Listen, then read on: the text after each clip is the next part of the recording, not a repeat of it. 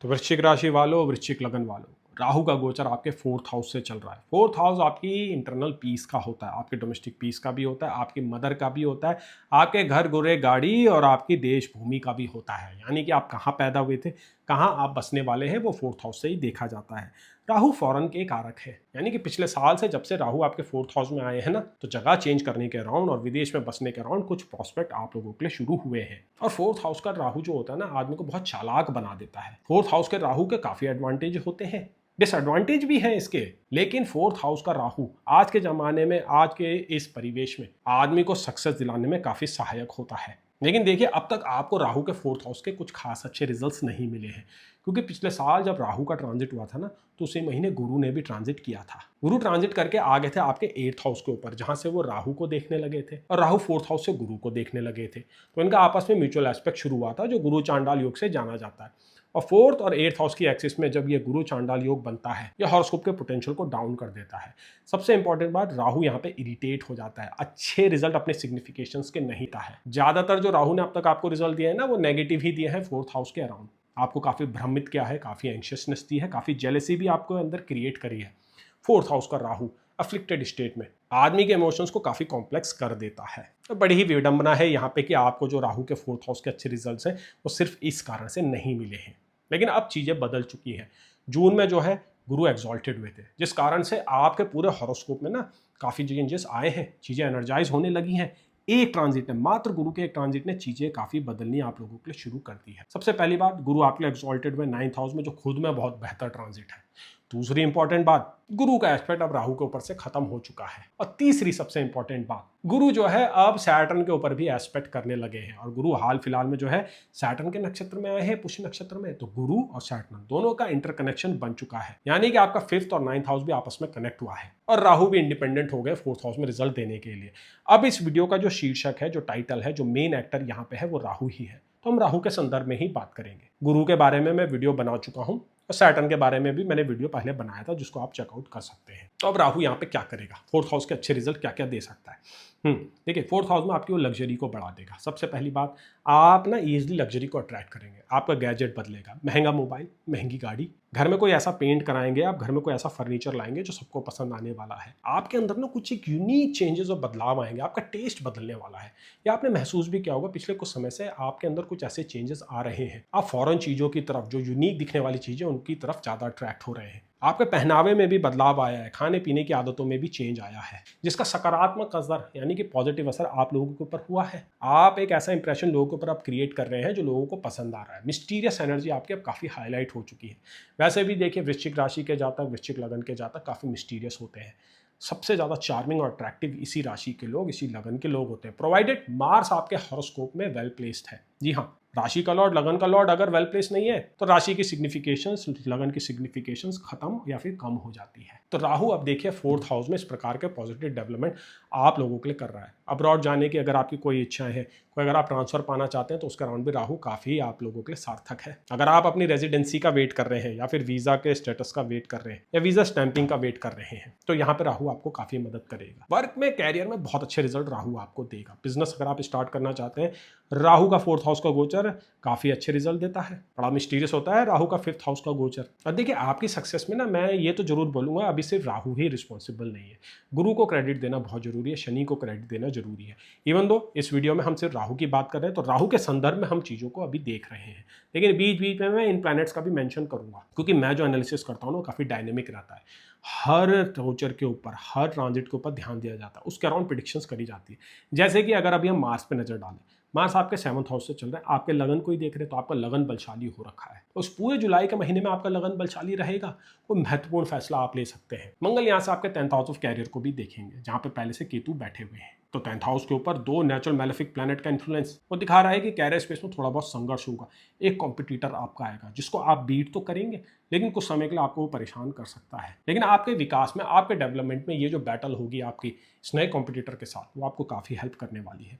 खुद को आप अपग्रेड कर पाएंगे। इंसान की प्रवृत्ति होती है, इंसान बाय डिफॉल्ट नेचुरली काफी आलस्य से भरा हुआ होता है। एनर्जी कन्वर्जेशन के अराउंड हमारा ब्रेन काम करता है। ये चैलेंजेस ही होते हैं, ये कॉम्पिटिटर ही होते हैं जो हमारी लिमिट को पुश करते हैं। थोड़ी एंक्शसनेस होती है उस कुछ समय के लिए, लेकिन अगर आप उस एंक्शसनेस को समझ जाएं और उसके अराउंड ऑपरेट करना शुरू कर दें तो आप अनबीटेबल हो जाते हैं। राहु यही टीचिंग आपको देने वाला है। वो जो साइकोलॉजिकल सीक्रेट्स होते हैं ना, राहु आपको सिखाने वाला है। राहु बड़ा ही मायावी ग्रह है। राहु जो है समुद्र मंथन की उपज है, तो राहु की इंपॉर्टेंस को आप बिल्कुल भी कम नहीं कर सकते हैं। राहु ही वो ग्रह है जो सूर्य पे ग्रहण लगाता है। सूर्य जो आपके 10th हाउस के रूलर है। तो ये बात जरूर ध्यान दीजिएगा, आपकी लाइफ में जब भी कोई डाउनफॉल आता है ना, उसमें राहु इंपॉर्टेंट रोल प्ले करता है, क्योंकि आपके 10th हाउस के जो रूलर है सन, उसको राहु ही ग्रैस्प करता है। राहु के पास वो पावर है, किसी और प्लेनेट के पास वो पावर नहीं दी गई है। तो इसलिए राहु के सारे गोचर आप लोगों के लिए इंपॉर्टेंट हो जाते हैं। अब आने वाले समय में तो राहु आपके 3rd हाउस में आने जा रहे हैं, तो काफ़ी अच्छा जो है इम्पैक्ट होगा। दिसंबर के महीने में आएंगे, तो अभी कुछ समय है, लेकिन तैयारियां तो अभी से शुरू हो जाएगी। राहु जो है ना आपके अंदर कुछ इच्छाएं डेवलप करने लगे हैं, जिसको आप एग्जीक्यूट करेंगे अगले साल, क्योंकि राहु आपके 3rd हाउस के ऊपर आ जाएंगे, करेज के हाउस में। बेस्ट रिजल्ट वहां पे देते हैं। अपनी लाइफ का बेस्ट राहु का ट्रांजिट आप लोगों की लाइफ में आने जा रहा है। राहु ना आपको बहुत नई नई जगह पे ट्रैवल भी कराएगा। देखिए आने वाले समय में क्या होगा कि 11 अगस्त को राहु नक्षत्र चेंज करेंगे, धनिष्ठा नक्षत्र में आ जाएंगे, जिसके रूलर मार्स ही हैं, जो बाय डिफॉल्ट आपके राशि के रूलर है, आपके लगन के रूलर है, आपके कर्ता धर्ता है। तो राहु ने मार्स के भी रिजल्ट देने हैं। इवन दो राहु का मार्स के नक्षत्र में आना, पेशेंस की कमियां तो आ जाती है, लेकिन सैटर्न आपको स्टेबल कर रहे हैं। सैटर्न आपको 5th हाउस में वो पेशेंस दे रहे हैं। गुरु ने वो प्रोटेक्शन कवर भी बना रखा है 9th हाउस से आपके लगन पे, जो वो एक्सपेक्ट कर रहे हैं। तो जैसे ही राहु जो है धनिष्ठा नक्षत्र में आते हैं, मार्स के नक्षत्र में आते हैं, आपकी ट्रैवलिंग बढ़ जाएगी, नई नई जगह आप जाएंगे, नए नए एक्सपोजर आपको मिलेंगे। मुझे ऐसा लगता है कि आप लोगों की लाइफ में बड़े ही यूनिक इवेंट्स होने वाले हैं, जिससे आपकी बहुत अच्छी लर्निंग होगी। यहाँ पे देखिए इंस्टेंट प्रॉफिट और लॉस की बात नहीं हो रही। अगर हम राहु के संदर्भ में बात करें, राहु यहाँ पे आपको बहुत कुछ बस सिखाने वाला है, पर्सनालिटी में चेंजेस लाने वाला है, वो ट्रांसफॉर्मेशन आपको देने वाला है। आपकी जो ट्रू स्कॉर्पियो की आइडेंटिटी है वो राहु आपको अब दिला रहा है। राहु वर्क कर रहा है आपके ऊपर, क्योंकि राहु का aspect 8th house of transformation के ऊपर पड़ रहा है। और आपको अभी महसूस भी हो रहा होगा कि स्कॉर्पियो राशि जैसा होना, स्कॉर्पियो लगन की फीचर्स वो क्या होती है, कैसा महसूस होता है बीइंग अ स्कॉर्पियो नेटिव, ये आपको महसूस होना शुरू हो चुका होगा। बाय द टाइम जब तक ये राहु का ट्रांजिट पूरा होता है, आप टोटली स्कॉर्पियो के मोल्ड में बदल जाएंगे। तो आप खुद सोचिए इसकी कितनी बड़ी सिग्निफिकेशन है इस ट्रांजिट की। इसके बाद 18 साल बाद राहु यहाँ पे आएंगे, और ये लास्ट लेग है जिसमें राहु बहुत मजबूत हो रखे हैं अपनी राशि में, अपने ही नक्षत्र में। तो पूरा इसका आप फायदा उठाइएगा। पर्सनली आपके हॉरोस्कोप में राहु कैसे इंपैक्ट करेंगे वो तो डिपेंड करेगा आपके हॉरोस्कोप के ऊपर, आपकी दशाओं के ऊपर। इसके लिए आप मुझसे कंसल्टेशन ले सकते हैं। अब देखिए रिलेशनशिप की अगर हम बात करें, तो राहु क्या है ना 4th हाउस में रिलेशनशिप कॉम्प्लिकेटेड कर देता है। यूनिक आपके डिजायर्स होते हैं, अलग अलग प्रकार के लोग आपको पसंद आने लगते हैं। ऐसा भी हुआ है कि वृश्चिक राशि के जातकों को अपनी उम्र से ज़्यादा के लोग पसंद आए हों, और कुछ लोगों को अपनी उम्र से कम लोगों पे भी इंटरेस्ट आया होगा। कुछ यूनिक हुआ होगा आपके रिलेशनशिप के अराउंड। और सैटर्न देखिए वैसे भी 5th हाउस में चल रहे हैं, तो रिलेशनशिप तो कॉम्प्लिकेटेड हो ही जाते हैं। लेकिन अब जब गुरु का एस्पेक्ट राहु के ऊपर से खत्म हो चुका है, तो चीज़ें सुधरेंगी। आप जो है थोड़ा बहुत ऑफ बीट बिहेवियर कर रहे थे ना, जो अजीब अजीब चॉइसेस बना रहे थे, उसमें कमियाँ आएगी। आप थोड़ा सा स्ट्रेट सोचना शुरू कर देंगे, जो कि जरूरी भी है। अदरवाइज चीज़ें कॉम्प्लिकेटेड हो जाएंगी, और अभी कॉम्प्लिकेशन क्रिएट करने का समय नहीं है। अभी तो लाइफ में आगे बढ़ने का समय है। तो अगर आपको समय में आगे बढ़ना है तो अपने इमोशंस पे पूरा काम कीजिएगा। राहु 4th हाउस में थोड़ी गड़बड़ी क्रिएट करते हैं इमोशंस के अराउंड। लव रिलेशनशिप के अराउंड कुछ ना कुछ जो है ना अननेसेसरी जो है इश्यूज क्रिएट होते हैं। कई लोग ऐसे भी हैं जो काफ़ी दूर ट्रैवल करते हैं सिर्फ एक पार्टनर से मिलने के लिए। आपके जो है ना अब्रॉड के लोगों के साथ भी एसोसिएशन बढ़ जाते हैं, और ऐसा कुछ हुआ भी होगा आप लोगों के साथ। बट अब चीज़ें सिंप्लीफाई होने जा रही हैं, जो आपके डिस्ट्रैक्शंस थे वो भी दूर होने जा रहे हैं। राहु का ट्रांजिट अब आपकी लाइफ को थोड़ा सिंप्लीफाई करेगा, आपके ऊपर ही फोकस लेके आएगा। आपको क्या करना है, क्या आपके लिए भला है, वो राहु आपकी लाइफ में लेके आने वाला है। अब तक पीछे 1 साल से राहु 4th हाउस में काफ़ी कंफ्यूजन क्रिएट करके रखा हुआ था। अगर आप मैरिड हैं तो मैरिज में इशूज़ डेफिनेटली हुए थे। 4th हाउस से ना डोमेस्टिक एनवायरनमेंट देखा जाता है, घर के जो मेंबर हैं आपस में कैसा बिहेव करते हैं, घर में कितनी शांति है, 4th हाउस से ही देखा जाता है। अब ये पाया गया है कि जब भी राहु 4th हाउस में गोचर करते हैं, उस दरमियान घर में नज़र दोष हो जाता है, उस दरमियान घर में भूत बाधा भी होती है, उस दरमियान घर में चोरी भी होती है। तो अगर ऐसा कुछ आप लोगों को अंदेशा है या आपके साथ कुछ ऐसी अप्रिय घटनाएं हुई हैं, तो नीचे आप उसे कमेंट सेक्शन में लिख सकते हैं। या आप सफ़र कर रहे हैं इस प्रकार के इशू से जो रिजॉल्व नहीं हो रहे, तो आप मुझसे कंसल्ट कर सकते हैं। मेरी एक्सपर्टीज़ आपको यहाँ पे काफ़ी काम और काफ़ी हेल्प कर सकती है। अकल्ट कर रहा हूँ जो मेरे जो लर्निंग्स है वो आपको काफ़ी हेल्प यहाँ पे दे सकते हैं। और 4th हाउस क्या होता है ना, आपकी साइकोलॉजिकल हेल्थ, आपकी इमोशनल हेल्थ में इंपॉर्टेंट रोल प्ले करता है। वो तो देखिए डेफिनेटली डिस्टर्ब हुई है। राहु 4th हाउस में बिल्कुल नहीं छोड़ता है, इमोशंस को बिल्कुल नीचे ले आता है, फिर एकदम से ऊपर लेके आता है। इंटॉक्सिकेशन की आदतें भी आपको हो जाती हैं, लेकिन अब उन स्थितियों में सुधार होगा। ये जो मैं कहानी बता रहा हूँ, जो ये नेगेटिव इंपैक्ट, ये उन कारणों से हुए थे कि गुरु का एस्पेक्ट राहु के ऊपर पड़ रहा था, गुरु चांडाल योग आपके जो है 4th और 8th हाउस की एक्सिस में बन रहा था, अब वो होना खत्म हो चुका है। गुरु सही स्टेट में आ चुके हैं, सही दिशा आपको दिलाने वाले। वो भ्रम जैसी स्थिति अब खत्म होने जा रही है। लेकिन फिर भी मेडिटेशन कीजिएगा, अच्छे लोगों से बात कीजिएगा, गीता के 11वें अध्याय का पाठ जरूर कीजिएगा। गुरु 9th हाउस में एग्जॉल्टेड चल रहे हैं, भगवत गीता पढ़ना आपको बहुत जरूरी है।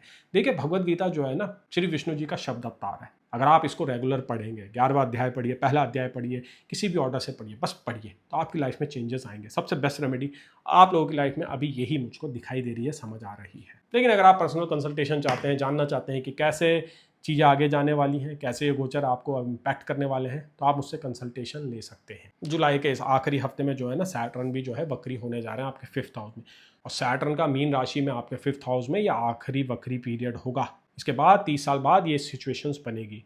तो इंपॉर्टेंट तो कुछ होने जा रहा है लव रिलेशनशिप के अराउंड, आपके स्टमक के अराउंड, आपके इमोशंस के अराउंड, आपकी हॉबीज़ के अराउंड और आपके स्टेटस के अराउंड कुछ ना कुछ इंपॉर्टेंट होने जा रहा है। इसके अराउंड मैं इंडिविजुअल वीडियोस भी बनाऊंगा, जनरल प्रिडिक्शंस वो रहेगी।